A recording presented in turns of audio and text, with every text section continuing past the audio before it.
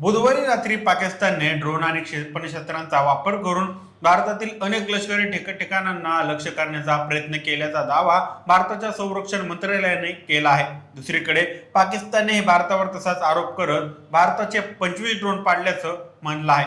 या व्हिडिओमध्ये नेमकं काय घडलं आहे समजून घेऊयात या व्हिडिओच्या माध्यमातून। नमस्कार, मी सनी आणि तुम्ही पाहताय दैनिक राज्य लोकतंत्र। भारताच्या संरक्षण मंत्रालयाने एका निवेदनात म्हटलं आहे की पाकिस्तानने ड्रोनच्या माध्यमातून अवंतीपर, श्रीनगर, जम्मू, पठाणकोट, अमृतसर, कपूरथला, जालंधर, लुधियाना, आदमपूर, बठिंडा, चंदीगड, नल फिलोदी, उत्तरलाई आणि भुजसह उत्तर आणि पश्चिम भागातील अनेक लष्करी तळांवर हल्ला करण्याचा प्रयत्न केला। पाकिस्तानच्या हल्ल्यानंतर इंटिग्रेटेड काउंटर यूएस ग्रिड आणि एअर डिफेन्स सिस्टीमने निकामी करण्यात आल्याचं भारतीय सुरक्षा मंत्रालयाचं म्हणणं आहे।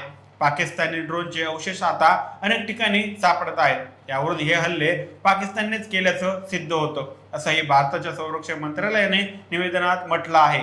भारतानेही पाकिस्तानला त्याच तीव्रतेने प्रत्युत्तर दिल्याचा दावा करण्यात येत आहे। भारतीय सशस्त्र दलांनी गुरुवारी सकाळी पाकिस्तानमधील अनेक ठिकाणी एअर डिफेन्स रडार आणि सिस्टीमला लक्ष्य केलं। विश्वसनीय माहितीनुसार लाहोरमधील एक एअर डिफेन्स सिस्टीम नष्ट करण्यात आली आहे, असंही या निवेदनात म्हणलं आहे। भारताने 7 मे रोजी ऑपरेशन सिंदूर संदर्भात पत्रकार परिषदेत पाकिस्तानने लष्कर तळांना लक्ष्य केलं नसल्याचं सांगितलं होतं। त्याचबरोबर भारतीय लष्करी ठिकाणांवर कोणताही हल्ला झाला नसल्याचं योग्य प्रत्युत्तर दिलं जाईल याचा पुनरुच्चारही केला होता। भारताच्या संरक्षण मंत्रालयाने म्हटलं आहे की पाकिस्तानने जम्मू काश्मीरमधील कुपवाडा, बारामूल, उरी, पुंछ, मेंढर आणि राजौरी सेक्टरमध्ये मोर्टार आणि तोफांचा वापर करून नियंत्रण रेषेवर गोळीबार केलेला आहे। पाकिस्तानच्या गोळीबारात 3 महिला आणि 5 मुलांसह 16 निष्पाप भारतीय लोकांचा आपला जीव गमवावा लागलेला आहे।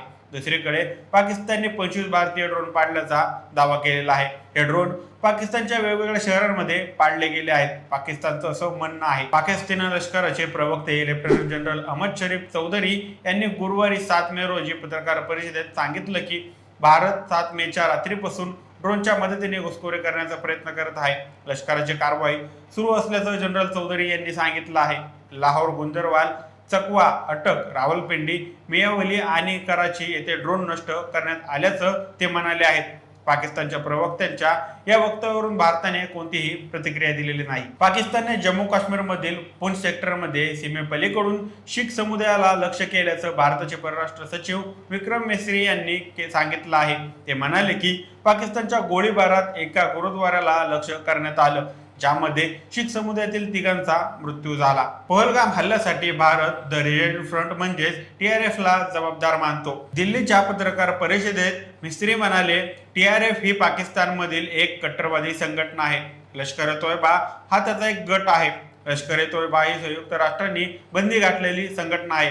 याबाबत राज्य लोकतंत्राने याबाबत पूर्वीच माहिती दिलेली आहे। भारत विरुद्ध कोणत्याही गटाला आपल्या भूमीचा वापर करण्याची परवानगी दिल्याचे पाकिस्तानने नाकारले आहे। भारतीय हवाई हल्ल्यामुळे नीलम झेलम धरणचे नुकसान झाल्याचं पाकिस्तानचा दावा मिस्त्री यांनी साफ खोटा असल्याचं म्हटलं आहे। ते म्हणाले की भारतने केवळ पाकिस्तान आणि पाकिस्तानातील प्रशासित काश्मीरमधील दहशतवादी पायाभूत सुविधांना किंवा इमारतींना लक्ष्य केलं आहे।